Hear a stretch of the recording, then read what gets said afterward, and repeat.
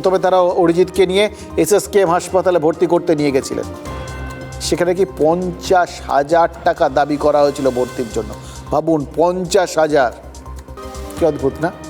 অথচ আমরা তো দেখেছি, আপনারা দেখেছেন, মনে পড়ছে আপনাদের, ওই বড় আশা করে এসেছি গো বলে একবার ডাক পারলেই ওই রাজ্যের বহু নেতা মন্ত্রীকে এই SSKMই তো নিজের আঁচলের তলায় টেনে নিয়েছে।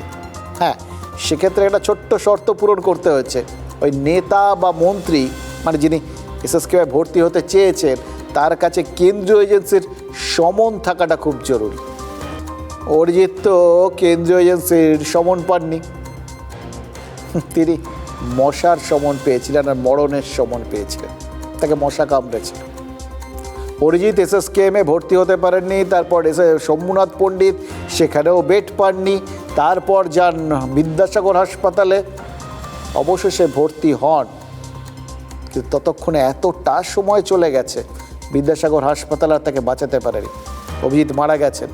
আর সঙ্গে একটা ছোট্ট প্রশ্ন তুলে দিয়ে গেছে, ছোট্ট, সাধারণ মানুষ তো জেনে প্রশ্নটা ছোট্ট, তাকে যদি SSKM-এ সময় মতো ভর্তি করানো যেত তাহলে কি প্রাণটা বাঁচানো যেত না?